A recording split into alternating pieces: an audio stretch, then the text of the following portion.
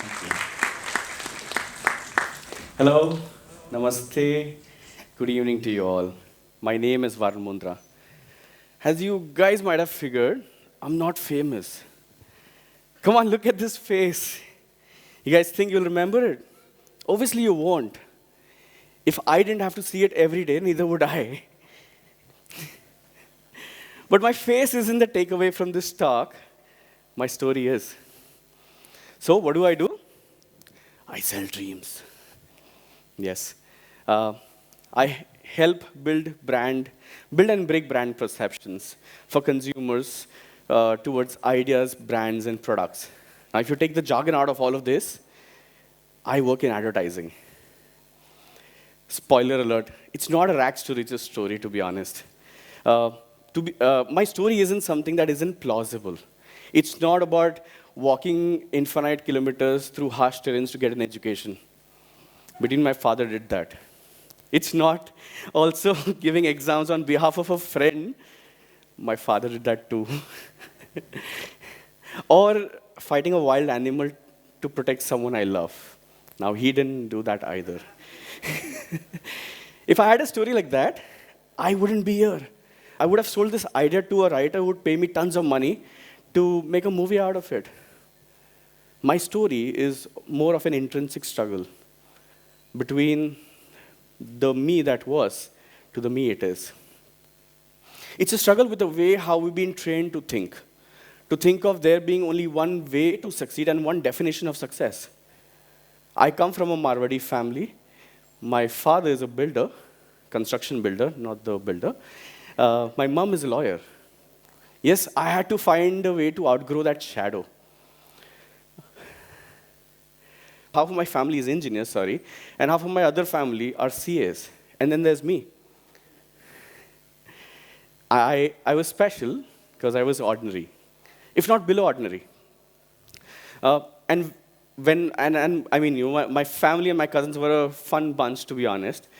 When we'd all meet for family functions, and the conversation would go from, "Is saal bhi first aaye beta?" to my cousins, and then awkward pauses when it came to me, with them asking, "Samosa ke sath kaun si chutney loge?" I'm like, but this conversation, I mean, they tried. They were sweet. They tried their best to not make me look like a loser or feel like a loser, but zero subtly. Speaking of zeros, I hate zeros and ones and twos. I hate numbers and hate maths even more. I feel it's a pointless subject, to be honest. Especially someone coming from a creative field, it's a pointless subject. मतलब Excel है, calculator है, तो भी बच्चों को 13 times table पढ़ाना ही है. I mean, why? Why? So that you can show it off to your relatives. Then there's this conversation, everything about ranks, performance.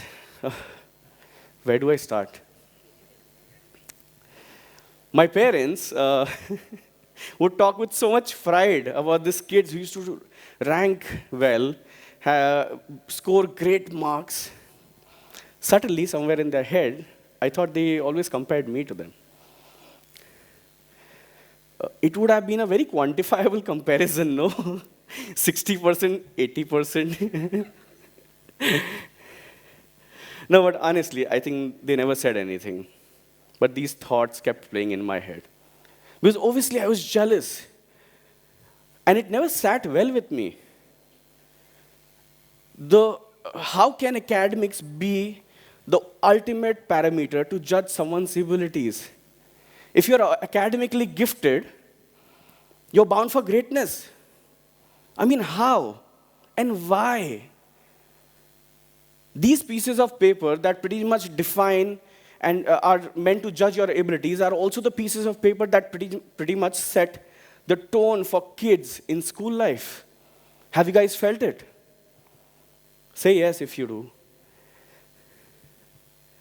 Interestingly, our grades in school pretty much define the division we get into school also.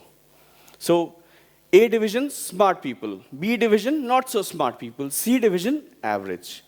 D division, people look at them and say, pass ho jaye to badi baat hai. Even teachers don't want to bother kids who are not so bright when it comes to marks. In fact, they are the ones who seed in the thought that, beta tumse na ho pai.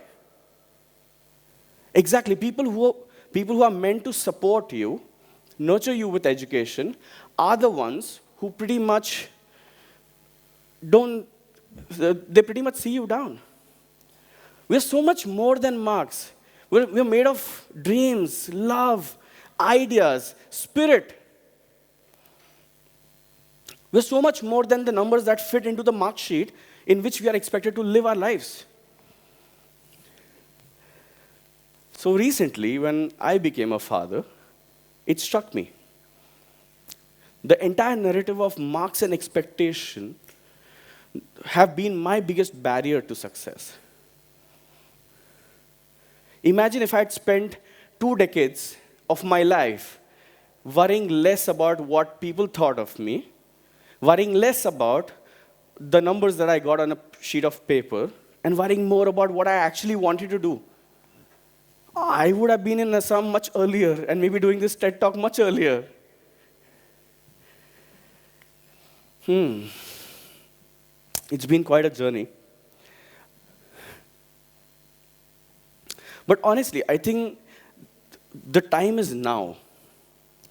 As I delve further, I realized is that our responsibility as parents is not just to provide for our kids. Our responsibility as parents go beyond that, and it starts with protecting our kids, our future generation, from these barriers of growth that the internet of today has built. Let's face it, kids who are not academically gifted, they don't stand a chance to survive in this rat race. Let me give you my example. Apart from being not so bright, I was also fat and shy. And that's a bad combination. And I speak this on behalf of a lot of people. I wasn't the one who sort of got to be the goalkeeper, to be honest. In fact, I was the one who never got a chance to play. The only time I played was when the ball went out of the ground and I had to go get it. The struggle was real, and it lasted for a decade. In fact, it lasted until the end, last year of school. Each year it passed, it sort of kept intensifying. I was spiraling without direction. So much so that I lost my confidence and I was in dire need to prove my worth. Now, when these studies didn't interest me, I had to find a way to keep my life exciting. So at 13, I started looking for other alternatives where I could get my head off things. And when I did that, I decided to join my father. I interned with my father. Hey, this isn't a pity party, to be honest. You guys can relax. But I joined my father, and he still continues to be my best friend. Couple of years later, when things started being better, for my 10th exams, when I had to pass my 10th exams, my parents went with the most basic expectation and requested me, beta, bas pass ho jana tu. I know a lot of you guys have felt that. And as a gift for passing those 10th exam, I got an internet connection. Let me say that again. Broadband internet connection. For everyone who sort of don't realize what that means for us. Internet changed my life. Suddenly, I had the power to prove myself. And it was my Karlo Dunya Mothi Mein moment. A couple of years later, I went on to start my own company, a graphic and a web designing company in college, which made headlines in newspapers and TV channels. Suddenly, I was no more the fat kid. I was the guy who had a name and was also making headlines. My parents and my family didn't quite understand what I was doing and what was happening, but it just all made sense to me. And in the middle of all of this, I just wanted to finish off my graduation, because let's face it, Marwadi family, padhai khatam karo, fir jo karna hai karo life mein. But in the middle of all of this, I wanted to finish off my graduation, and I was very determined to finish it off so that I can go abroad and finish it off. And to sort of do that, I made a solid PowerPoint presentation to my father. I mean, I could have had 1 year as well, but I mean, just to keep it simple, made a solid PowerPoint presentation which spoke about what will happen, what will I do, how will I do it, and all of it. He agreed. What can I say? I was born to sell ideas, I mean. No, but I mean, truth be told, he played the biggest gamble on me, I feel. The guy who could not pass exams was now being sent abroad to study. I was very fortunate. And so I went on to finish not just my graduation, but also my post-graduation in marketing communications, and then came back to India. It's been close to a decade since I've got back. I've been fortunate to be working for some of the top agencies in India, and having worked for India's top 100 brands like Netflix, OnePlus, Visa, and many others. Apart from awards for my work, I've also received personal awards, which have just helped me sort of push myself even further. And got to tell my friends, it's okay, I failed, it's fine. I mean, I didn't fail exams, exams failed me, let's face it. The tables have turned, okay? The guy who could not pass exams is now responsible for business growth, is now responsible to handle P&L of a company, and also giving a TED Talk. And just, I mean, wow, this is the best. You guys are still listening, I'm glad, because this is the max attention I've got after my marriage, so yeah, thank you.